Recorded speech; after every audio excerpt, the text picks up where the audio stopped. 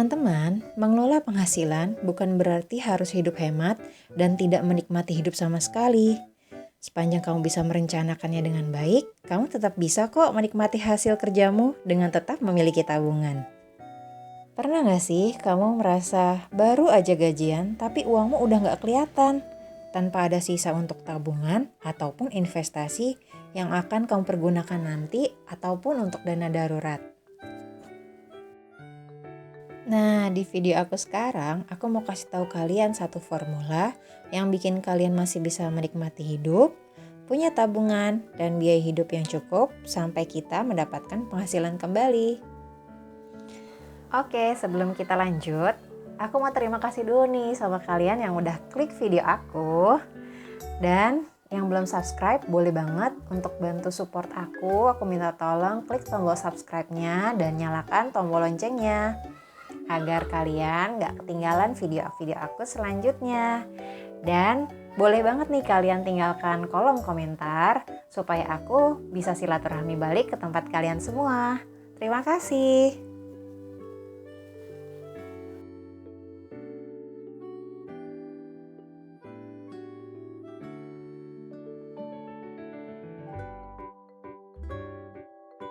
Nah, kali ini aku mau bagi tips bahagia mengelola keuangan tanpa bokeh di akhir bulan. Ya, formula 1, 2, 3, 4. Udah ada yang pernah dengar belum ya? Karena ini konsep keuangan pun juga ada. 1, 2, 3, 4 yang relate banget sama keadaan kita sekarang.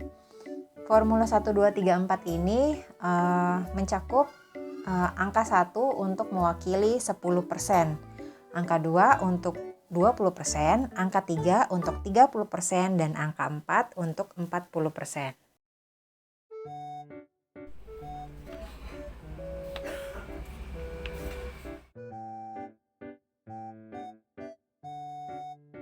Oke, yang pertama bersedekah. Bersedekah di sini kau bisa buat beberapa poin ya, untuk orang tua, dana sosial, zakat 2,5% yang dianjurkan sama agama kita ya. Nah, bersedekah di sini wajib banget nih teman-teman kamu keluarkan paling awal. Jadi jangan kamu tunggu banyak uang dulu ya untuk beramal atau bersedekah. Justru biasanya dengan 10% yang kamu keluarkan bisa jadi nanti akan menutupi kebutuhan 100% kamu di masa yang akan datang. Percaya deh, jadi keluarkan dulu ya 10%-nya.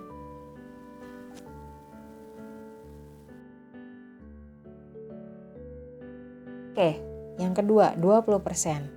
20% ini diperuntukkan untuk hiburan. Hemat mengatur penghasilan bukan berarti kamu jadi harus serba iri teman-teman. Dan gak boleh hiburan. Dengan 20% gajimu tiap bulan, kamu bisa melakukan hal-hal yang membuatmu senang. Tapi dengan catatan ya teman-teman, kalau kalian gak punya cicilan. Nah, makanya sekarang kurang-kurangin deh lihat belanja-belanja online ya. Karena kalau misalnya kalian punya cicilan, otomatis 20% yang tadi untuk hiburan kalian bisa peruntukkan dulu untuk membayar cicilan-cicilan kalian. Nah, sisanya baru kalian bisa pergunakan untuk hiburan kalian. Nah, 30%. 30% ini diperuntukkan untuk tabungan ya teman-teman.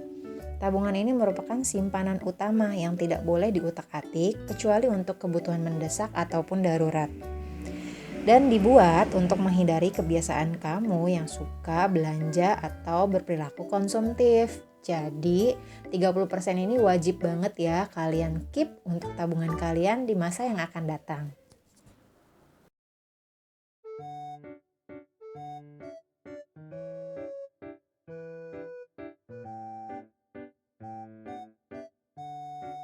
Nah, porsi yang terakhir 40% untuk kebutuhan sehari-hari. Jadi, apapun harus kamu lakukan nih agar 40% kebutuhan sehari-harimu bisa tercukupi semuanya. Oke, kalau mau lihat kayak gimana pengalokasiannya, aku bikinin contoh kasus untuk kalian.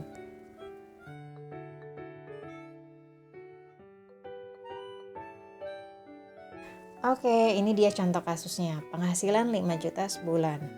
10% dari 5 juta itu 500.000. Itu langsung kalian keluarkan untuk bersedekah.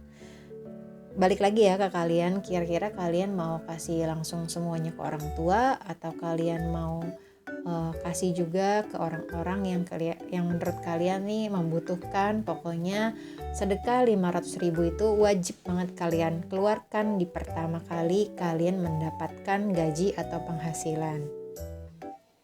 Nah, yang kedua adalah 20%. 20% dari penghasilan kalian 5 juta adalah sebesar 1 juta rupiah. Ini boleh digunakan untuk hiburan kalian, jalan-jalan atau pergi bersama keluarga, atau ada yang kalian inginkan dibeli, ataupun mungkin membayar cicilan yang kalian udah pergunakan untuk konsumtif diri kalian ya. Jadi kalau misalnya yang belum punya cicilan, bisa jadi tolak ukur juga nih. 20% maksimal dari penghasilan kita untuk membayar cicilan.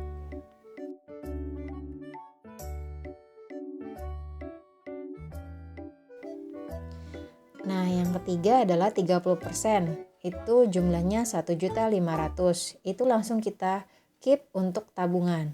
Nah, tabungannya bebas ya teman-teman, tapi saran saya itu dalam bentuk rekening yang berbeda. Jadi kalau bisa nggak ada ATM-nya, atau bisa langsung kalian ikutin reksadana atau investasi emas. Nah, yang aku mau jabarkan di sini adalah 40% untuk kebutuhan sehari-hari. 40% dari gaji 5 juta adalah sebesar 2 juta rupiah.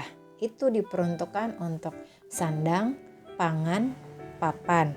Ditambah lagi dengan transportasi dan pulsa. Nah, sandang itu meliputi apa aja untuk diri kita sendiri nih? Sabun mandi, sabun cuci, sampo, pasta gigi. Nah, di sini aku bikin budget 50.000 ya teman-teman. Aku rasa sih cukup ya, karena dengan penghasilan kita 5 juta, terus untuk biaya sehari-harinya itu 2 juta. Jadi kita harus keep benar-benar mana yang diperlukan, mana yang nggak diperlukan. Oke, terus untuk pangannya nih, untuk makan kita sehari-hari, kebutuhan kita sehari-hari. Nah, itu perlu banget dibikin meal plan. Meal plan gimana caranya supaya dalam 1 bulan itu kalian hanya mengeluarkan uang 500.000. Terus untuk beras 100.000, minyak plus bumbu dapur itu 50.000. Dan di sini ada jajan. Mungkin kalau kalian yang udah punya anak, di sini buat tambahan jajan anak kalian ya, karena kan nggak mungkin dong kalau misalnya dia nggak jajan juga. Oke, jadi totalnya untuk pangan sendiri adalah 700.000. Nah, yang terakhir itu papan. Itu sewa rumah ya. Nah, kan nggak mungkin juga ya uang penghasilan 5 juta kalian berani-berani nih untuk ngambil KPR bank.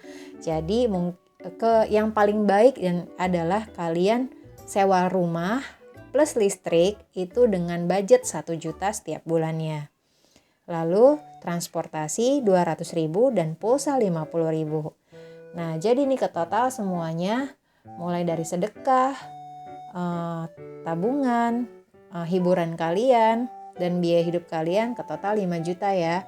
Jadi semua kebutuhan kalian terpenuhi, tapi kalian masih punya nih uang 1 juta untuk entertain kalian, diri kalian, 1,5 juta untuk tabungan dan investasi. Jadi teman-teman, ini hanya sekedar sharing aja ya.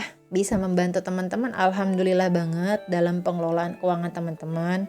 Nanti kapan-kapan kita bahas lagi lebih detail. Atau kalau ada yang mau tanya-tanya atau yang mau dihitungin kasusnya seperti apa, boleh banget nih follow akun Instagram aku. Nanti di sana kita bisa keep in touch.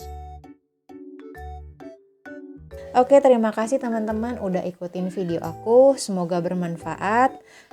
Sampai jumpa lagi di video aku selanjutnya. Assalamualaikum warahmatullahi wabarakatuh.